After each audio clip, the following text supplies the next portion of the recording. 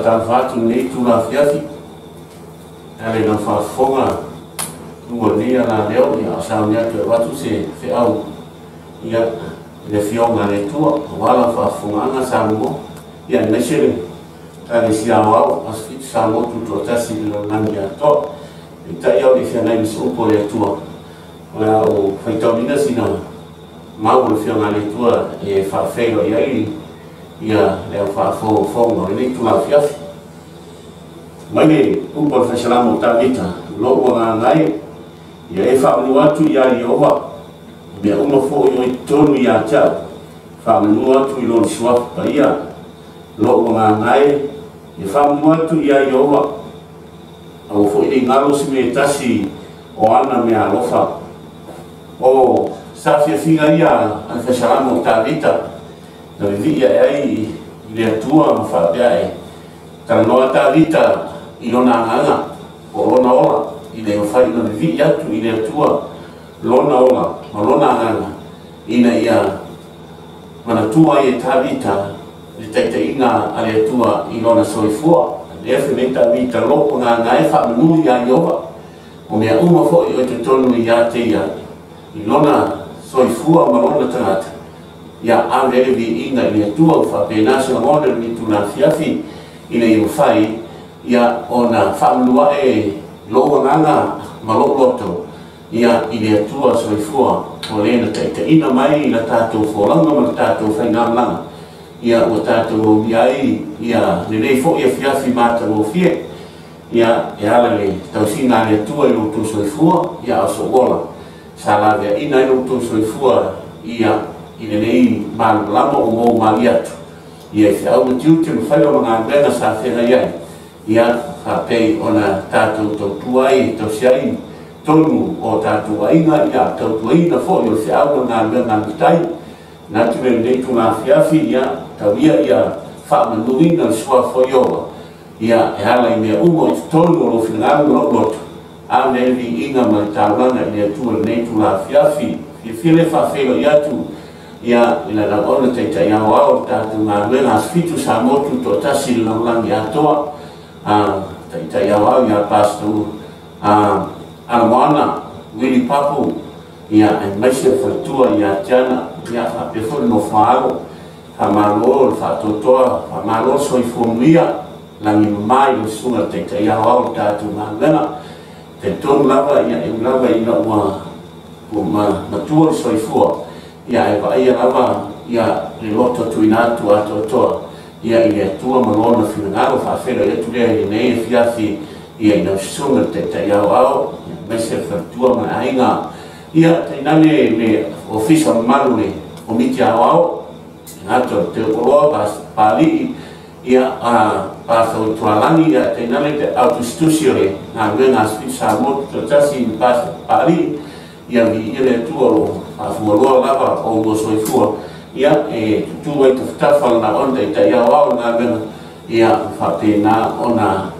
namalang sua tātou ngā ngana. Ia te nane whafua mai a mita te itai o mita ngā ngana te itasi le lorolangi a toa whawhiri atu i atu tōmana i o tō aina. Ia le loro tātou ngā ngana spitu sa motu tō tasi au whai ngā ngana ia i mita ngā ngana te itasi mai tālesia te itasi whawhiro i atu i le nei a whiawhi i le suafa manu malo tātou ri o Jesu Kristo ia whaamanuia le atua ia e ala i lau whaafonga ia i se whiau o nei tu nā whiawhi ngātu lea ia a ole i whiangai ma se whiau ia kui ngātu lea noa ia mōre vi inga ia e a matamatala i nā i le tātou sauninga i nei tu nā whiawhi.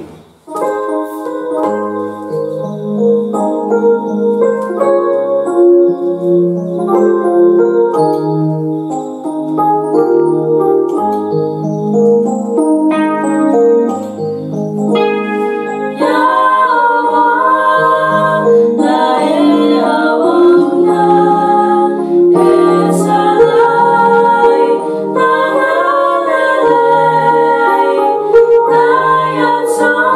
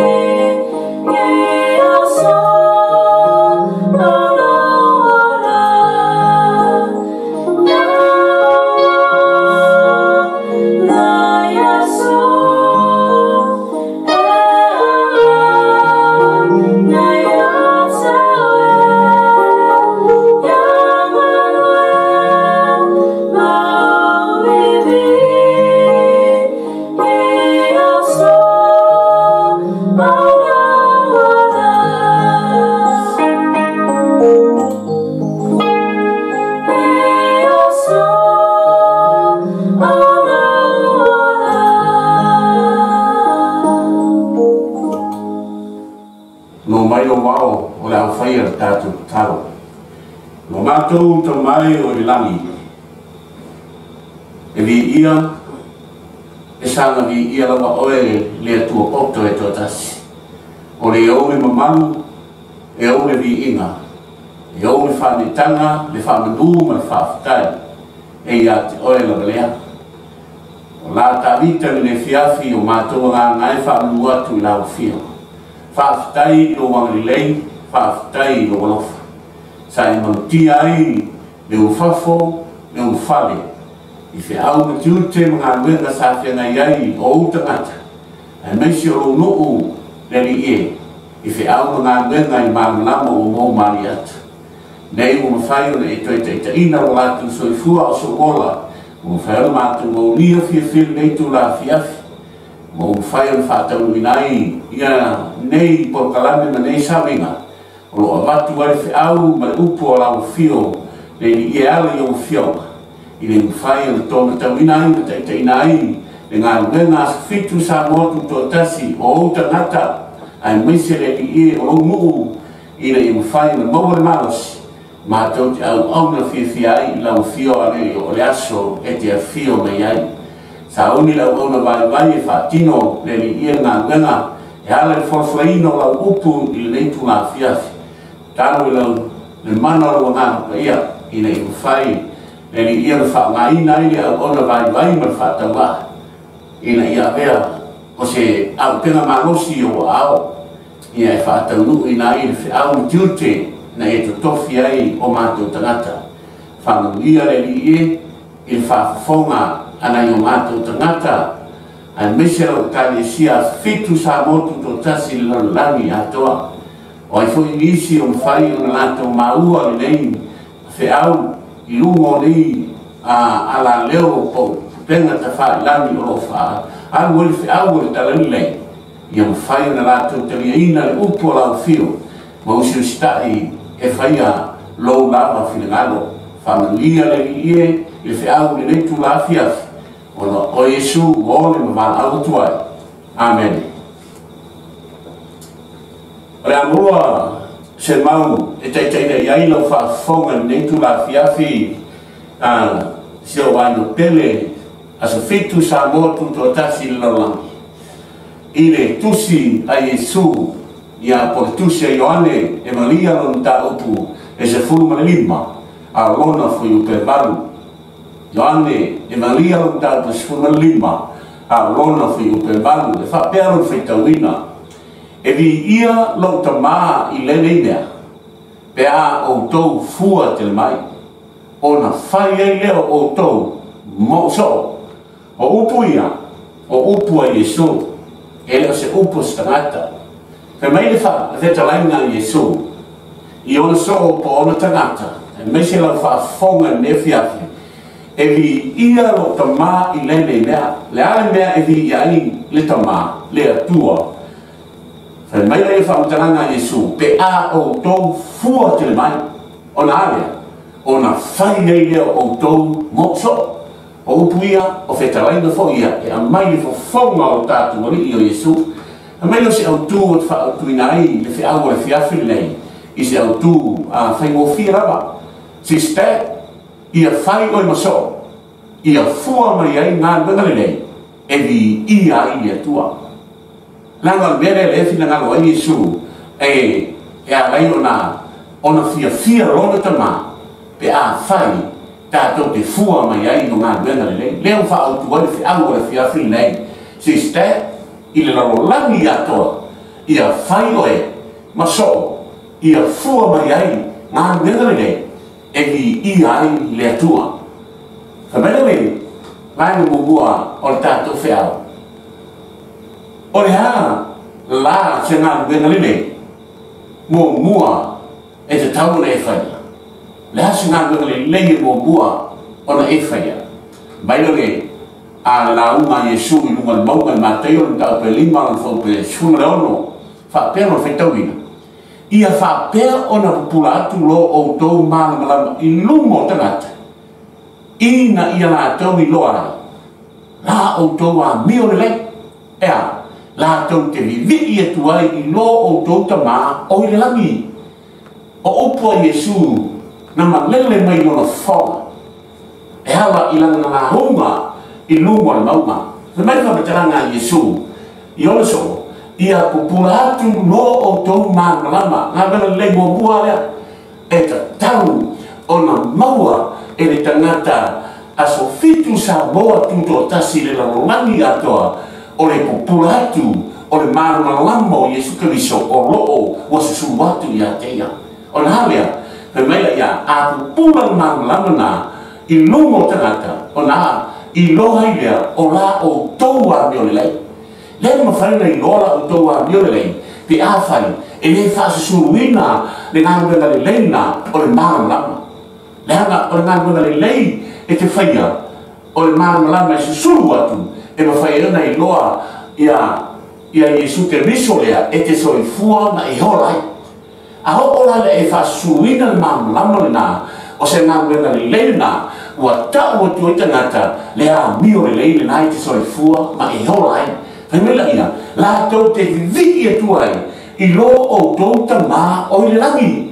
e avea le susuru atu le malama a le whanau o le atua e whasusuru atu ai mai loa me tangata o le langi lau a mio le lei o na avea lea ma vi inga o le atua aisia a refe me ia Yesu a hao ina susuru ma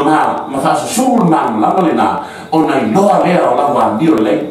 o na halea o na lato vivi e tuai lea I lo o tau tamau le langi ai e se taua o le ngāruenga le limo bua na tau o tātou laa iai aisia e le ngata o se ngāruenga e whasusuru o tu le malama o Yesu Keriso le ngāruenga e sapi ai e mwhaenga tō sina mai e tangata I laua mio manakua mio ina e mwhai o na whao hina I le ngata I le aso e a fio mai a Yesu o na lele o se vi inga o le atua aisia ina ua whasusuru na ngāruenga le lei o le malama o Yesu Keriso le nā e te soifua ma o wola ai he maila I le vanga lua a pupula malama le nā ona iai lea o le mea tupu tau sila fia a ho ina whasusuru malama le nā ma pupula malama le nā ua ia oe e ala le soifua Yesu Keriso le nā ua e soifua ma e oa ai ona fai mailo le upa le launga Yesu wa ilo haina ua mio le lei me viti ai leo ta ngata I le atua na vi ia ilo le atua a le malama le nā e iai le mea tupu pe hao ina suru le malama le nā hao nā mea pe a tupu Timoteo Momua mtau pe ono anu fau paskuna malu ina ia tātou wanga le yatu ia tamau a ina ngāruenga le lei ia mata rofa ia rātou a watu fua a rātou mea wale me tupu mo tangata a loo ina susuru ma papupula le malama ma whaelo ai le malama le nā laua mio le ngata le ina ia vi ia lia tua ai mai ua tili ai ona tamau a hinga oe I ngāruenga lei o kasi tāhua le whanau le tua a o ina susuru malama na whet mai wale ngata ina tupu le haka le nei ma mwhai ai o na tūwhatu lo waka le nei a ua tili e o te mau a inga oe I ngāruenga le nei e se martaua o na hale le maila ia o na ma aia lea I o fufonga mo mata e mata rofa le maila ia la tau a watu fua a la tau mea mo tangata ai tupu ai fōringa le nā se le popole a pe fia me ave martangata le popole ai e le mana o se taui ai se ananga upo Yesu a o ina popula malama na tupu le ana le lei a o le tupu le ana le lei na ua e tamau a inga e pea I ngāruenga le lei o ngāruenga le lei la o le mata e whahali mai e le rofa a o le rofa na whaina tūwhatu le rofa le nā ai le ai se tauni ai se e te watu fua au mea ke le whalangolango I te tauni mai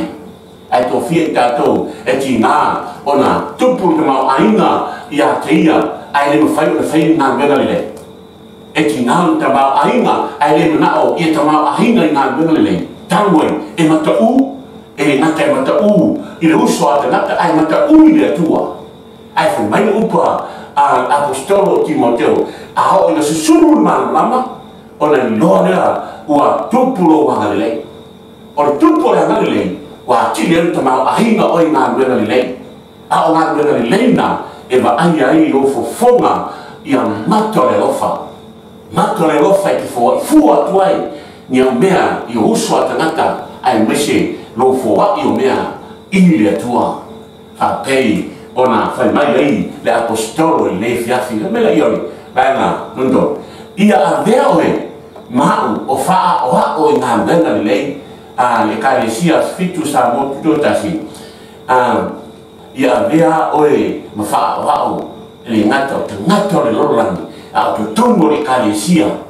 ia vea oe ma faa o hao i ngā mena lelei wa ia ngā mena maila iori o le apostolo Tito e lua le fope fitu ia vea oe ma faa o hao i ngā mena lelei i mea malava ia hao i le mata upu ma le faa maoni ma le faa toeina o kastaua a le kalesia a sfitu sa motu tasi le upua a le apostolo le fiafi nei ia tātou faa hao i ngā mena lelei aua e te faa hao i ngā mena le hanga aua te faa hao i ngā mena e le haiso nā ngā ai faa hao i ngā mena lelei o ha ngā mena lelei o mea lelei mai te iloa fia whaia mo le atua whai o mea mai te iloa fi ia le atua whai ina ia ta watu i tangata mea lelei e te sauria ma whaia mo le atua whamera ia le ngata ia whaahao oi i whaia ngā mea lelei a ia mea oi maa hao i le mata upo le wha maoni tō fien tangata e wha maoni nei ai o tai au le wha maoni tō fien tangata e tō anga me le lotu le sapati ai le lotu la soruru o fo le sapati o le lotu ai whema ia o a o le ta upu o le wha maoni le kio whema Jesu o se ai wha maoni me kiti o te tōwhia e pūle me tele a le upu fo ina Jesu e wala awai i tangata e u whare tono o le lupa ia ma le aipa ia o le tangata wha maoni ea whema Jesu au na le hie ma le wha maoni na e wha maoni me kiki o te tō fia oe e pule me te unu whare mai i le fia o wari e a le nā siu leo pe a whapea e te wha maasami le kalesia e a oa o le tā upo o wha mao le ngata e wha maoni ai a oa o tangata mo tātu tangata i ngā mena le ina ia vi ia i mea tua ai la ia fa mtaranga o le vaina o fao au le fiafine ele ngata ia vea fao o ngā mele a ia fa pe na i laua mio ai sea ele ngata o ngā mele fao ia ai ia fa pe na fo i laua mio o fisili la ai sea mai la ia fa mtaranga pe teu la apostolo pe teu mo bua uta pe lua fa pe suma lua fa pe ia le leia o toa mio i lungo ese o le mea la tau te whai upu le anai i ate o tau pense i o tangata mio le hanga o tau la tau te waa ai i a o tau a mio le o la tau vi i atua i le atua i le aso e asi mai ai e me lupa la apostolo ia le leia o tau a mio i lungo ese lungo tangata la tau te le i loa tala le lei lungo tangata la tau te le i loa fe au lea e te sapi o wora ai lungo tangata la tau te le usistaki tu la fono le tua lungo tangata la tau te le i loa sa pati o le tua po la tau i loa foi ai le fia usistaki e tausi le sa pati o le tua le fene e upa la apostolo ia le leia o tau a mio i lungo o lu ese aisa le hanga o merina la tau te fai upu le hanga i a te o tau Langa foi, so se mea e ta o tuai o oe o tangata e tausia sa pati o le tua a mata le ino sia oe o tangata tausi tu la fono le tua e ino sia oe lea la tau te fai kupu le hanga ai whimei peise i o tangata mio le hanga o tau la tau te vaava ai i a o tau a mio le a ola ina vaava ai pia i a o tau a mio ma la tau upu le hanga i a te o tau ma fa pe i fo tana te hanga o to ai va ai a pea e fa susuru pe ma na le na te viso e ti so fua o goai ona tupu pe le ona wa miole ona la to me vi ia ia tua ai sia o fi we fai upu le hanga ni ya te ai o he le tani o le fino le tua o fi we fai upu le hanga dai o fi we va ai po le ase mea e te le hanga ta le hanga nai o ai va ia tu e tupu pe na wa miole o la wa miole le na la to te va ai ma la to i loai wa vi le tua i le aso yasi mai ai teimi e maua i la to i tala lei ma la to i loai la wa i lei na e aso i teimi te vai po to sina mai o la to loto o na la to vi i le tua ai sia e a fai e fiu e fai mai puleana fiu e fai mai le hanga ia to e ta me ana ina oi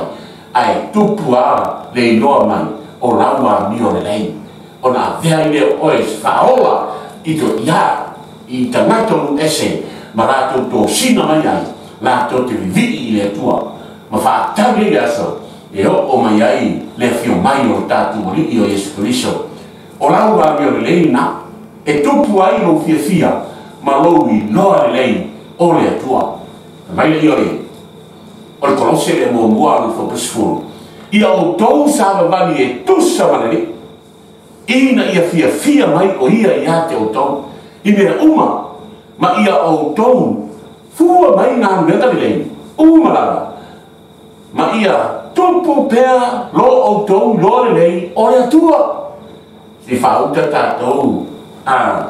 le kalesia a Spiritu Santo to tasi so se tafo lo lani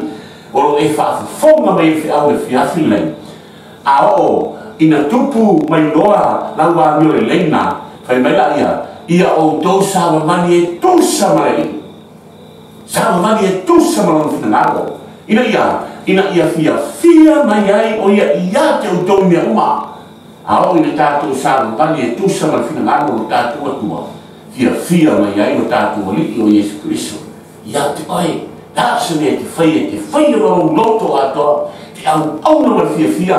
e ma whai ai ona li ina le tua iso se mea te whaia a le li ina sili whai mai e fia mai ai le tua i hata ai mea ia ma ia o tau fua mai ngā ngana lei ngā ngana lei so se mea le lei te whaia so se mea le lei e ta uai suafo Yesu Cristo so se mea le lei e tupu ai le ngā ngana le tua whai mai upa a apostolo ma ia o tau fua mai ngā ngana lei malawa ona harea ona tupu pea leo lo o tau i loa le lei o le tua o ngā ngana lei loa ai le tupu o lo i loa le lei o le tua sa moa aso fitu tuto tasi le lalo langi atoa a tupu lawa mio le lei e tupu fo e lo fie fai ngā ngana lei a tupu la fai o ngā ngana lei na wa tili ai ona matua ma mino le lei mai lo le lei ai lo tua si la fia le lei ai lo tua mai lo le lei ai si la fia e fo e le tua ona tangata wha maoni ia vea oes tangata wha maoni i se me titi tu natu ia te ai ia vea oes tangata wha maoni pe te le pe titi o le halawa koe ngā tiute ma whai vai amatu e te whaia mo le tua whai manu o maua le moa aisha wale toi estan o tātou iai i vai vapu puulawa walaka o nā whaumatia leo neina o nangi a le ase mea e whaia e te au nā ima le whaamaoni le tua le ase ngā nuenga le lei e ma whai ole e whaia te tau tua i le tua ma ai lau wāmio a le lei lau wāmio o le susu leo le mānulama o le mānulama na e ma whai ai o na tupu pēr lau i loa le i o le tua o lau i loa le lei nao le tua e ma whai ai o na fua mai ngā nuenga le lei e te whaia mo le tua me le i ole Reisi mai. E tupu le malosi o tangata e fia i le tua ma whaia pēr ngā mea le e tupu le malosi. E mai le whautalanga fio ngā le tua tu se kosa ta mua le whapusuntas i whaamalosia o tau i le malosi umala e tu sa malo le malosi ua sirisiri e i u i le ono sai umala ma le whaatoa a toa mai fia se falta tatou iai e tupu le malosi o le tangata fia e au na le atua e tupu le malosi tau na iai o le lei le atua ona halea fa mai fa malosia o ia ai fa mai fa malosia i le malosi o malanga toi fa mai o upa la apostolo e tusa ia lona malosi ua sisini lona wima e ese le malosi lea fa mai fa malosia ai toi fa popo me merisi malosi ai ma me ta o le malosi sili Ringa o tu mai e tu e tawa ia tia e matuana lue ai au nei ma fia na te fai noa tu ai ina mana lambo e tua se io ina tupu atini lona sila fia lei ma lona i noa lei o le tua kalesia asu fitu sa mo tu tasi le langi ato o le fai na unga na au le fia ia tupu tatu i noa lei o le tua ma tato faia pe o ngā leta ni nei ina fai ona faia ma fa maoni na ro wala tele so le o tonu mao mai la yo ole siri lonfi sister ia ro tua fa ma losi ma ia fa ma wina no tato ma wina ma lo tato filia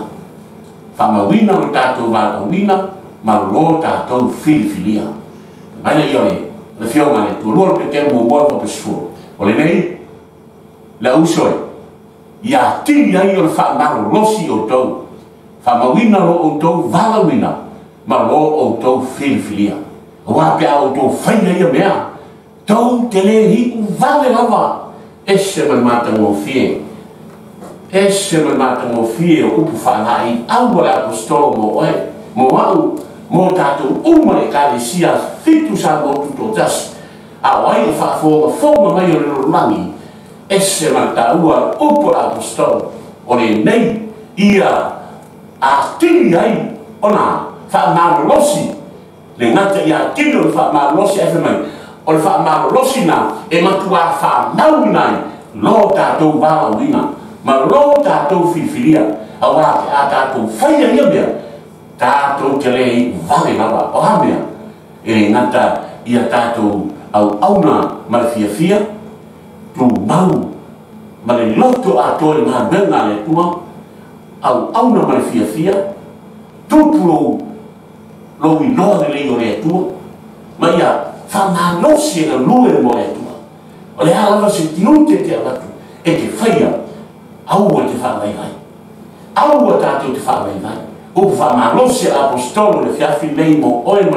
ma lau fa fonga i le leitu la fiafi ia a tili ona tatou fa malosi ona tatou fa mawina ia o lo tatou vala wina le kiove mai le fionga le tua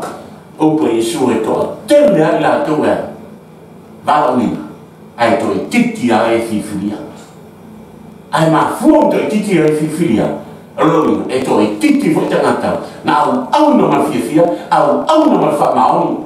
se sul ma lama o me to e titi fo tangata na ha to fa sul ma lama na ha to fu me na ngana le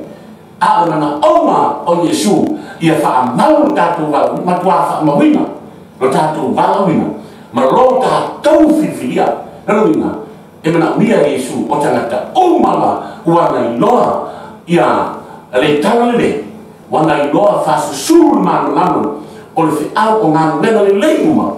whaina man fia au na le tua ma tupu le manu lanu se i o ina matua mauti noa lona i loa le o le tua a ho ina wha mawina lo valawina wa me tātou o e o fifilia mo le aso e fio me hilo tātou lea fi me apostol ia tātou wha manos o le fiau o le fiafi me o le fiau e te whamu ia te oi au e kai tau ia joy le haino le tua ia tatou fa manos fa mawina o tatou valawina a dona mo tatou filfilia a wai isi mea fa lea ma lo o to tau ti ngai